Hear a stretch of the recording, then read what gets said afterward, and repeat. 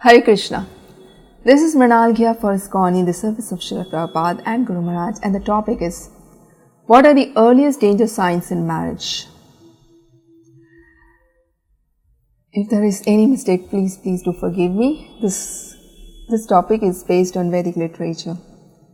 Srila Prabhupada said, our Krishna is a great family personality. He is not a mendicant. And our ambition is to enter into Krishna's family and associate with him. So Srila Prabhupada said, we should be an exemplary householder and become an ideal Krishna conscious person. Srila Bhaktivinoda Thakur said, we can turn our home as good as a good Vaikuntha. How? By installing deities, by worshipping these deities, by offering food to the Lord, by inviting devotees. Because you have to understand, Krishna conscious marriage is actually what? It brings us closer into greater alignment with our spiritual nature. And we are very fortunate that we are associated with Krishna and Krishna is with us. And by Srila Prabhupada's mercy, Krishna's philosophy could be a great help. It could be an enduring strength, patience and determination that all we can get from Krishna's book.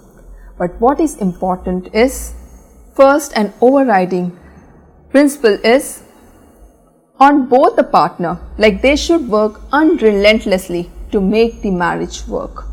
If they have that desire to make the marriage work, then everything will work. Then we have discussions, we have counselors, we have scriptures, and most important, Krishna is there in your heart to help you. No doubt, sometimes there are differences. So we have to have that balance. We have to have that, respect for each other. Sometimes it happens one of the partner is not following rules and regulation. Don't reject. Because of ego, there are problems. And there are other issues, but problems come not to quit, but to grow. So we have to see where we can balance it out, our relationship. That is very important. Find that growth, find that room where both of the partner can grow. That space is very important. Srila Prabhupada said what is important is to understand and to understand each other, and he said, Krishna conscious marriage is a great responsibility. Do not think of quitting. Do not think of divorce. Work mutually, cooperatively to help each other in your service to Krishna. That is what we cannot forget, that our marriage is to serve Krishna. It is not for some normal marriage. It's something extraordinary.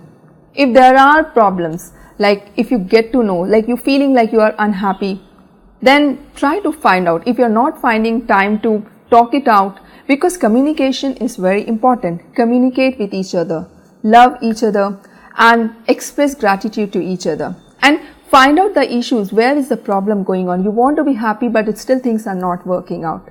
So these are very important things. Love the connections and nurture the connection. Srila Prabhupada always said the best thing is to grow in Krishna consciousness is worship together, is pray together, stay together. So if there are sometimes happens because of the ego issues things goes wrong, but then if we have higher goals in our life, then we can actually take care of our marriage. We can grow together. It's bring the partner to the same page. Whatever goals and ambitions you have, Krishna conscious, how you want to progress. That is very important. Don't keep your partner behind. It is very important. Sometimes it does happen we forget our partner and we just we don't give, we are not so sensitive to the partner, to each other. So if we think about all these points, probably I'm sure 100% Krishna is also there in your heart. It's going to be helpful and we can start. There are circumstances sometimes which is beyond our control.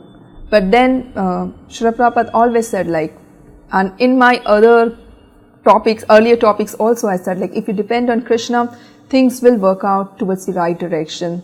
So I wish all the couples a very happy Krishna conscious marriage, and go very long and go back home, back to Godhead.